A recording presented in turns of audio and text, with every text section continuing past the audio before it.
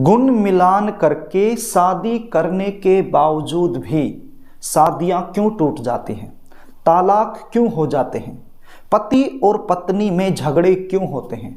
नमस्कार, मैं पंडित GS कौशिक आपका स्वागत करता हूं आपके अपने YouTube चैनल GS घृत कौशिक में। आज हम बात करने वाले हैं गुण मिलान और कुंडली मिलान के बारे में।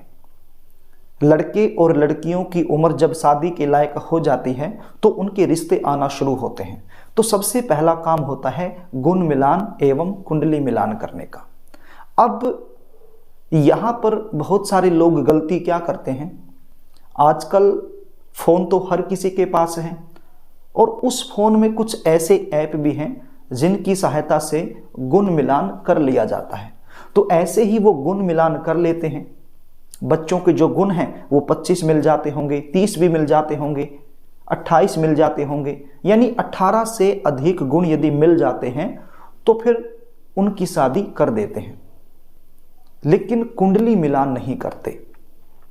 गुण मिलान करने में और कुंडली मिलान करने में जमीन और आसमान का फर्क है। प्रिय दर्शकों, जन्म कुंडली के अंदर ग्रह और नक्षत्रों के जो योग बन रहे हैं, यदि उन योगों का अध्ययन हमने नहीं किया, जन्म कुंडली के सप्तम भाव की क्या सिचुएशन है यदि उसका अध्ययन हमने नहीं किया, जन्म कुंडली के अंदर दो शादी होने का योग बना हुआ है या नहीं बना हुआ, इसका अध्ययन यदि हमने नहीं किया,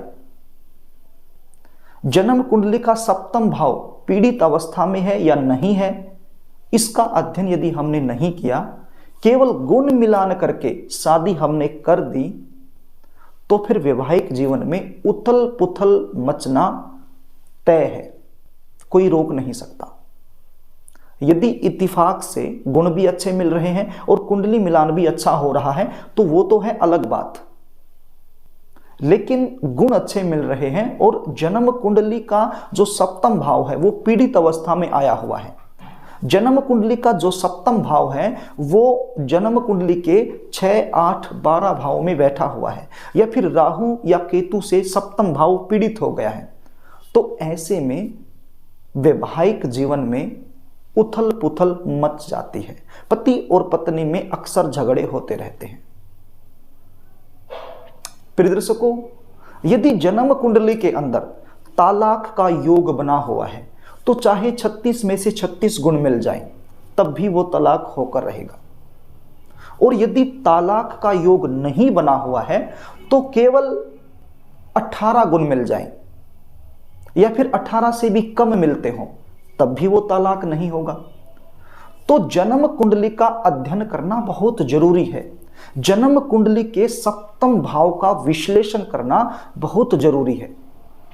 मेरे पास बहुत सारे ऐसे दंपत्ति आते हैं जो बहुत ज्यादा दुखी होते हैं, जिनका आपस में बहुत ज्यादा झगड़ा होता रहता है, और वो मुझसे आकर के अपनी कुंडलियां दिखाते हैं, मुझे बोलते भी हैं कि शास्त्री जी, हमारे तो गुण भी अच्छे मिल रहे हैं लेकिन फिर भी हमारी आपस में बनती ही नहीं है, आपस में झगड़े होते रहते हैं।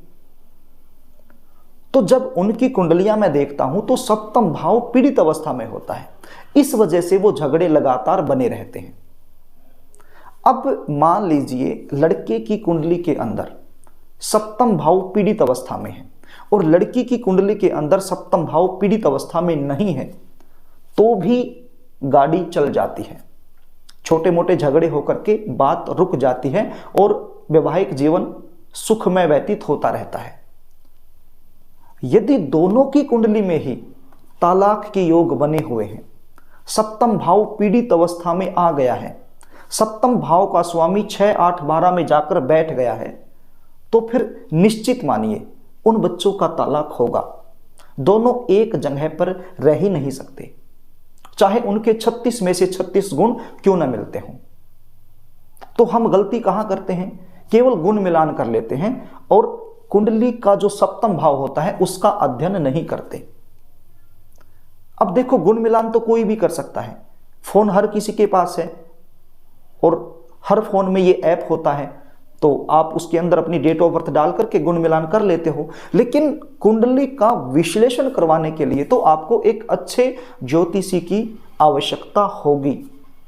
यदि अच्छे ज्योतिषी से दोनों बच्चों की कुंडली का अध्ययन करवाने के बाद आप दोनों की शादी करते हो तो फिर वो वैवाहिक जीवन सुखमय व्यतीत होता है। एक अच्छा ज्योतिषी जन्म कुंडली को देखते ही तुरंत बता देगा कि इस बच्चे का वैवाहिक जीवन कैसा रहेगा, तलाक होगा या नहीं होगा, पति और पत्नी में झगड़े होंगे या नहीं होंगे, वैवाहिक जीवन सुखमय व्यतीत होगा या दुखमय व्यतीत होगा। क्योंकि कुंडली का सप्तम भाव तुरंत बता देता है कि इस बच्चे का वैवाहिक जीवन कैसा रहने वाला है। तो प्रिय दर्शकों, ये वीडियो बनाने का मेरा मेन उद्देश्य यही था, क्योंकि मेरे पास कुछ ऐसे फोन कॉल्स भी आए थे कि सर हमारे गुण बहुत अच्छे मिल रहे हैं लेकिन फिर भी हमारा वैवाहिक जीवन अच्छे से नहीं चल रहा है, हमारा डिवोर्स हो गया है। बहुत सारी ऐसी लड़कियां जिनका डिवोर्स हो चुका है वो मेरे पास अपनी कुंडलियां दिखाने आई और उन्होंने मुझे ये भी बताया कि हमारे गुण भी अच्छे मिल रहे थे लेकिन फिर भी हमारा डिवोर्स हो गया। तो आपसे निवेदन है कि केवल गुण मिलान करके शादी मत करना। जन्म कुंडली के सप्तम भाव का अध्ययन जरूर करवा लेना किसी अच्छे ज्योतिषी से, या फिर आप खुद करना चाहते तो आपको भी मैं 2 मिनट में छोटी सी जानकारी दे देता हूं। आप ये देख लीजिए कि जन्म कुंडली का जो सप्तम भाव है वहां पर राहु या केतु या फिर शनि या मंगल या सूर्य, इनमें से कोई ग्रह बैठा तो नहीं है। यदि बैठा है तो फिर वैवाहिक जीवन में समस्याएं आएंगी। या फिर आप ये देख लीजिए कि जन्म कुंडली का जो सप्तम भाव होता है वहां के जो स्वामी हैं जन्म कुंडली के छठे भाव में, अष्टम भाव में या फिर द्वादश भाव में, यहां पर यदि बैठे हुए हैं तो भी 2 विवाह होने का योग बन जाता है। या फिर सप्तम भाव का जो स्वामी है वो कहीं पर भी बैठा हो, उसके ऊपर राहु केतु जैसे अलगाववादी ग्रह की यदि दृष्टि आ रही है तो भी वैवाहिक जीवन में उथल पुथल मचने का योग बन जाता है। अब यदि ये योग केवल एक की कुंडली में हो, या तो लड़का या लड़की एक की कुंडली में बना हो और दूसरे की कुंडली में ऐसा योग ना बना हो तो भी कोई प्रॉब्लम नहीं है। हम बोल देते हैं कि भैया एक की कुंडली में तो ऐसा योग बना है लेकिन दूसरे की कुंडली में नहीं बना है, तो ये वैवाहिक जीवन निकल जाएगा, चल जाएगा। यदि दोनों की कुंडली में ही ऐसा योग बन जाता है जो मैंने अभी बताया तो फिर वो विवाह मत करना। चाहे 36 में से 36 गुण क्यों न मिल रहे हो, फिर वो विवाह मत करना। तो प्रिय दर्शकों, आशा करता हूं जो मैंने आपको समझाने की कोशिश की है आपको समझ में आ गया होगा। और जिन लोगों के ये प्रश्न थे कि गुण मिलान करने के बाद भी शादियां टूट जाती हैं तो गुण मिलान करने का फायदा क्या है, कैसे बचा जाए इन समस्याओं से ताकि वैवाहिक जीवन सुखमय व्यतीत होता रहे, तो उन लोगों को भी अपने प्रश्नों का जो उत्तर है वो मिल गया होगा। यदि आप अपनी जन्म कुंडली का विश्लेषण मुझसे करवाना चाहते हैं, गुण मिलान मुझसे करवाना चाहते हैं, तो स्क्रीन पर दिए गए व्हाट्सएप नंबर पर आप अपनी जन्म डिटेल लिखकर मेरे पास भेज सकते हैं और बिल्कुल साइंटिफिक तरीके से अपनी कुंडली का मिलान आप करवा सकते हैं, अपनी कुंडली का विश्लेषण मुझसे करवा सकते हैं। जन्म कुंडली विश्लेषण या गुण मिलान की, कुंडली मिलान की हमारी फीस होती है, वो फीस आपको पे करनी होती है। उसके बाद आपको अच्छे से जानकारी दे दी जाती है। यदि कार्यक्रम आपको अच्छा लगे तो इस वीडियो को लाइक करना, शेयर भी करना, और यदि आप मुझसे लगातार जुड़े रहना चाहते हैं, हमारे द्वारा दिए गए कार्यक्रम आपको अच्छे लगते हैं, तो इस चैनल को सब्सक्राइब जरूर कर लेना। आज के लिए बस इतना ही, आगे फिर मिलेंगे, तब तक के लिए नमस्कार।